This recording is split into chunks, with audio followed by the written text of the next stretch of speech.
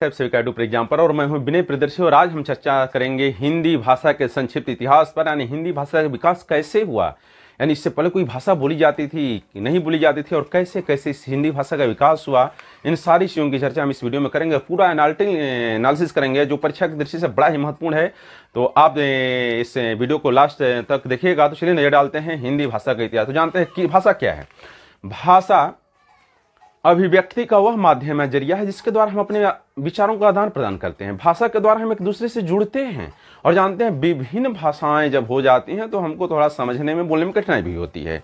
तो भाषा को लिखने बोलने सुनने के लिए भी, तो भाषा को लिखने के लिए एक लिपि की जरूरत होती है। तो प्रश्न उठता है लिपि क्या है। तो जानते हैं भाषा को लिखने के लिए किसकी जरूरत होती है, लिपि की। तो लिपि क्या है जानिए। किसी भाषा को लिखने के लिए जिन प्रतीकों या संकेतों का प्रयोग किया जाता है उसे लिपि कहते हैं। किसी भाषा को लिखने के लिए जिन प्रतीकों या संकेतों का प्रयोग किया जाता है उसे लिपि कहते हैं। तो जान लेते हैं जरा किन किन भाषाओं की कौन कौन सी लिपियां हैं, कौन कौन भाषाएं किस लिपि में लिखी जाती हैं। जैसे हिंदी, संस्कृत, गुजराती, मराठी, नेपाली की लिपि जो है वो देवनागरी लिपि है, यानी देवनागरी लिपि में लिखी जाती है। अंग्रेजी भाषा की लिपि रोमन लिपि है। उर्दू भाषा की लिपि फारसी लिपि है। पंजाबी भाषा की लिपि गुरुमुखी लिपि है।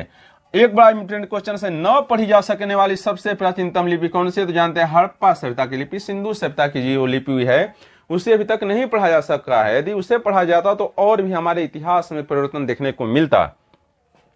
प्राचीनतम सर्वश्रेष्ठ लिपि कौन सी है, ब्राह्मी लिपि है। जानते हैं प्राचीनतम सर्वश्रेष्ठ लिपि ब्राह्मी लिपि और मौर्य सम्राट अशोक की लिपि अभिलेख जो है ज्यादातर ब्राह्मी लिपि में ही लिखे गए हैं, ये भी आप ध्यान रखेंगे। और रामायण पूछता है किस भाषा में लिखा गया है, तो रामायण अवधी भाषा, रामचरितमानस जो है अवधी भाषा में लिखा गया। रामायण नहीं, रामायण तो संस्कृत भाषा में लिखा गया है जिसे वाल्मीकि ने लिखा है। और रामचरितमानस जो है वो तुलसीदास ने अवधी भाषा में लिखा है। अब डालते हैं नजर हिंदी भाषा का प्रादुर्भाव। प्रादुर्भाव देखिए, प्रादुर्भाव होता क्या है। प्रादुर्भाव में होता है आगमन, यानी हिंदी भाषा आई कैसे। तो प्रादुर्भाव का अर्थ हुआ आगमन, यानी हिंदी भाषा आई कैसे, तो ये भी हमें जानना जरूरी है। तो यानी हिंदी से पहले हम कोई भाषा बोलते थे और उसी से धीरे धीरे चरणबद्ध तरह से हिंदी भाषा का विकास हुआ है। तो जानते हैं यदि हम हिंदी भाषा का संक्षिप्त इतिहास पढ़ते हैं तो इसको पहले हमको संस्कृत के बारे में भी जानकारी रखनी होगी, क्योंकि संस्कृत का भी इतिहास पढ़ना होगा। आप जानते हैं कि भारत की प्राचीनतम भारतीय भाषा जो है वो संस्कृत भाषा है, जिसे दैव भाषा या आर्य भाषा भी कहा जाता है। और संस्कृत भाषा का उच्चारण बहुत ही कठिन माना जाता है। इसको पढ़ना उच्चारण करना बड़ा कठिन माना जाता है आम लोगों के लिए।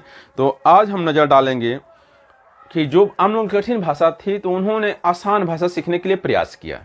देखिए, हमें कोई भी चीज़ है बोलना में, उच्चारण में कठिनाई हो, सीखने में कठिनाई हो, तो हम सोचते हैं कोई और वैसी भाषा मिल जाए जिससे हमें पढ़ना आसान हो जाए, बोलना आसान हो जाए, लिखना आसान हो जाए। तो उन्होंने प्रयास किया और उसी से संस्कृत से ही भाषाओं के विभिन्न रूप हमारे सामने आए हैं। तो हम नजर डालते हैं हिंदी भाषा का प्रादुर्भाव कैसे हुआ। प्रादुर्भाव में होता है आगमन कैसे हुआ, यानी इससे पहले हम कोई भाषा बोलते थे और उस भाषा से धीरे धीरे हिंदी भाषा का प्रादुर्भाव हुआ। तो जानिए हिंदी भाषा का प्रादुर्भाव या आगमन निम्नलिखित रूपों में होता है। पहला क्या है, प्राचीनतम भारतीय आर्य भाषा काल या वैदिक काल में। आप जानिए प्राचीनतम भारतीय आर्य भाषा काल या वैदिक काल में बोलचाल की भाषा संस्कृत थी। इसका समय काल था 1500 BC से 500 BC तक। संस्कृत भाषा के दो रूप हमें देखने को मिलते हैं। पहला क्या है, वैदिक संस्कृत, जिसमें वेदों को लिखा गया, जानते हैं जिसमें वेदों को लिखा गया वो वैदिक संस्कृत है, वो कठिनतम भाषा, उसको सबको के लिए पढ़ना संभव नहीं है। तथा दूसरा है लौकिक भाषा। लौकिक मतलब सांसारिक आम लोगों की भाषा, इसमें जन सामान्य की भाषा को लिखा गया है। यानी बहुत चीजें लौकिक भाषा में जो संस्कृत बोली जाती है उसको आम आदमी बोल लेता है, लेकिन वैदिक भाषा की जो संस्कृत है वो कठिन है, सबके बस की पढ़ना और समझना बात नहीं है। यानी संस्कृत भाषा के दो रूप देखने को मिलते हैं। पहला है वैदिक संस्कृत जिसमें वेदों को लिखा गया है, दूसरा है लौकिक संस्कृत जिसमें आम लोगों के बारे में भाषा थी, जनमानस की भाषा थी। जानिए दूसरा क्या है, संस्कृत कालीन भाषा पाली के रूप में विकसित हुई। जानते हैं कब हुई, 500 BC से प्रथम सदी तक। पहले संस्कृत से ही पाली का विकास हुआ है, तो वो 500 BC से प्रथम सदी तक में संस्कृत भाषा पाली के रूप में विकसित हो गई। और जानते हैं महात्मा बुद्ध ने अपने सर्वाधिक उपदेश पाली भाषा में दिए हैं, याद रखेंगे। इसीलिए अधिकतर बौद्ध साहित्य की रचना जो है वो पाली भाषा में हुई है। पाली भाषा उस समय ज्यादा लोकप्रिय हुई और यह आम लोगों की बोलचाल की भाषा थी। और अशोक ने भी पाली भाषा का ज्यादातर उपयोग किया है। अधिकतर जैन साहित्य की रचना प्राकृत भाषा में हुई है। देखिए जैन साहित्य महावीर स्वामी जो अपना उपदेश थे वो प्राकृत भाषा में देते थे। और बुद्ध अपना उपदेश पाली भाषा में देते थे। तो जैन साहित्य की रचना प्राकृत भाषा में हुई है। पहली ईस्वी तक आते आते पाली भाषा प्राकृत भाषा के रूप में विकसित हुई। देखिए पाली भाषा से किसका, देखिए संस्कृत भाषा से पाली भाषा से प्राकृत भाषा का ही विकास हुआ है पहली ईस्वी तक।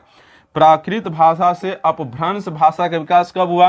500 ईस्वी से 1000 ईस्वी तक में अपभ्रंश भाषा का विकास हुआ है। तो प्रश्न उठता है भ्रंश भाषा क्या है, उसको हम भी जरा समझ लेते हैं। तो प्रश्न उठता है भ्रंश भाषा क्या है। तो जानिए अलग अलग क्षेत्रों में बोले जाने वाली जो बोलियां हैं, क्षेत्रीय बोलियां हैं, वो अपभ्रंश भाषा के अंतर्गत आती हैं। अलग अलग क्षेत्रों में बोले जाने वाली बोलियां, क्षेत्रीय बोलियां जो होती हैं वो भ्रंश भाषा के अंतर्गत आती हैं। तो जैसे कौन कौन सी हैं? तो ये है सौरसेनी, पैसाची, ब्रांचड़, महाराष्ट्री, मागधी और अर्ध मागधी आदि जो बोलियां हैं, इन्हीं ही अपभ्रंश भाषाओं की श्रेणी में आती हैं और इन्हीं से अपभ्रंश भाषाओं का विकास हुआ है। और अपभ्रंश भाषाओं से ही हिंदी का विकास हुआ है। जानिए अपभ्रंश भाषाओं से ही हिंदी का, इन्हीं बोलियों से ही, ये बोलियां हैं किस में आती हैं? अपभ्रंश भाषा में आती हैं और इन्हीं बोलियों से ही सम्मिलित रूप से मिलाकर ही हिंदी भाषा का विकास हुआ है। तो जानिए लेकिन हिंदी भाषा का एकाएक विकास नहीं हुआ है। अपभ्रंश और पुरानी हिंदी के मध्य का समय काल क्या कहा जाता है? संक्रांति काल या अवहड़ कहलाता है। बड़ा इंपॉर्टेंट है, पेपर में पूछता है अपभ्रंश और पुरानी हिंदी के मध्य का समय काल क्या कहलाता है? तो अपभ्रंश और पुरानी हिंदी के मध्य का समय काल संक्रांति काल या अवहड़ कहलाता है। चंद्रधर शर्मा गुलेरी ने संक्रांति काल भाषा को पुरानी हिंदी कहा है। देखिए चंद्रधर शर्मा गुलेरी बड़ा इंपॉर्टेंट, और इन्होंने चंद्रकांता उपन्यास लिखा था। आप जानते हैं चंद्रधर शर्मा गुलेरी नहीं, चंद्रकांता उपन्यास लिखा देवकीनंदन खत्री ने। चंद्रधर शर्मा गुलेरी ने संक्रांति काल भाषा को पुरानी हिंदी कहा है। चंद्रधर शर्मा गुलेरी ने संक्रांति काल भाषा को क्या कहा है? पुरानी हिंदी कहा है। तो प्रश्न उठता है संक्रांत काल क्या है? तो जब भी संक्रांत काल का जिक्र होता है तो समझिए कि वो संक्रांत काल जो था वो कई भाषाओं का मिश्रण था। कई भाषाओं, उस समय कई भाषाओं को मिश्रित करके बोलियां बोली जाती थी। तो उस समय की अवधि को हिंदी भाषा के लिए संक्रांत काल या अवहड़ कहा जाता है। जैसे आज हम हिंदी और इंग्लिश मिलकर बोलते हैं, कुछ हिंदी वर्ड बोलते हैं, कुछ इंग्लिश वर्ड मिलाते हुए बोलते हैं, तो उसे इंग्लिश कहा जा रहा है। उसी तरह से उस समय कई भाषाओं के मिश्रित करके बोलियां जो बोली जाती थी उन्हें संक्रांत काल कहा जाता था। और जैसे कबीर की जो भाषा थी उन्हें पंचमेल या खिचड़ी भी कहा जाता है, वो संक्रांत काल के अंतर्गत आती है। उसमें कबीर की भाषा में कई बोलियों का मिश्रण था जिसे पंचमेल या खिचड़ी भी कहा जाता है। तो जब भी संक्रांत काल का जिक्र हो तो हमेशा समझ लिए कि वो ऐसे समय का जिक्र हो रहा है भाषा के इतिहास में जिसमें कई भाषाओं को मिलाकर बोलियां बोली जाती थी। तो जानिए आगे चलकर अपभ्रंश भाषा ही हिंदी भाषा के रूप में विकसित हुई है, इतना ध्यान देंगे। तो जरा देख लेते हैं कैसे हुआ। पहले जानते हैं संस्कृत का हमारे पास। संस्कृत से विकास हुआ पाली भाषा का, पाली भाषा से विकास हुआ प्राकृत का, प्राकृत से अपभ्रंश का, अपभ्रंश से संक्रांत काल, संक्रांत काल से ही आया हिंदी। और क्या आ गया? हिंदी का विकास हुआ है। तो अतः ये रहा हिंदी भाषा का प्रादुर्भाव, यानी हिंदी एकाएक नहीं आई, चरणबद्ध तरीके से हमारे सामने आई है और इसमें सुधार होता जा रहा है। अब चलते हैं अपभ्रंश भाषा से उत्पन्न क्षेत्रीय हिंदी बोलियां कौन कौन। देखिए भाई जो अपभ्रंश भाषाएं हैं इनसे क्षेत्रीय बोलियों का कौन कौन सा विकास हो, जरा देख लेते हैं हम। बड़ा इंपोर्टेंट पेपर में पूछता है। देखिए सौरसेनी अपभ्रंश से पश्चिमी हिंदी का विकास हुआ है, राजस्थानी हिंदी का विकास हुआ है, पहाड़ी हिंदी और गुजराती हिंदी का विकास जो है सौरसेनी अपभ्रंश से हुआ है। पैसाची अपभ्रंश से किसका विकास हुआ है? लहंदा और पैसाची भाषा का विकास हुआ है।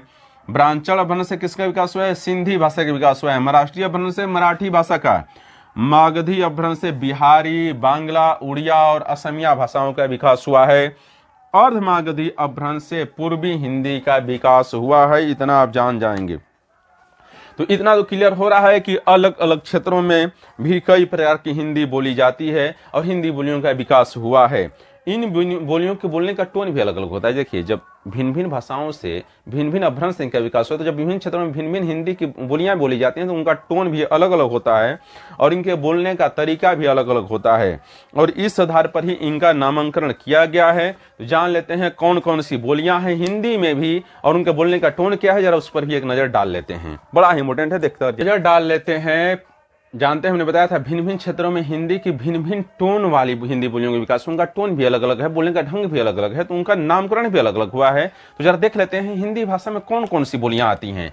देखिए पहले क्या है, पश्चिमी हिंदी में कौन कौन आती हैं, तो खड़ी बोली, ब्रज भाषा, हरियाणवी और बुंदेली जो है वो पश्चिमी हिंदी में आती हैं। पूर्वी हिंदी में आती हैं अवधी, बघेली, छत्तीसगढ़ी आदि। राजस्थानी हिंदी में कौन कौन आता है, मरवाड़ी, जयपुरी, मेवाती, मालवी की जो हिंदी की बोलियां हैं वो आती हैं राजस्थानी हिंदी में। पहाड़ी हिंदी में आते हैं कुमाऊनी जो नैनीताल के क्षेत्र में बोली जाती है और गढ़वाली पहाड़ी हिंदी में आती हैं। बिहारी हिंदी में कौन कौन? भोजपुरी, मैथिली, मगही की जो बोलियां हैं वो बिहारी हिंदी में आती हैं। तो मैं समझता हूँ हिंदी भाषा का इतिहास, अपभ्रंश भाषा और हिंदी भाषा कि किन किन बोलियों का विकास हुआ है और किन किन क्षेत्रों में बोली जाती हैं वो आपको अब पूरी तरह से क्लियर हो गया होगा। तो यदि आपको वीडियो पसंद आया हो तो इसको लाइक और शेयर कर दीजिए। यदि चैनल पर नए हैं तो इसको सब्सक्राइब कर दीजिए। मिलते हैं फिर दूसरे दिन। Good night.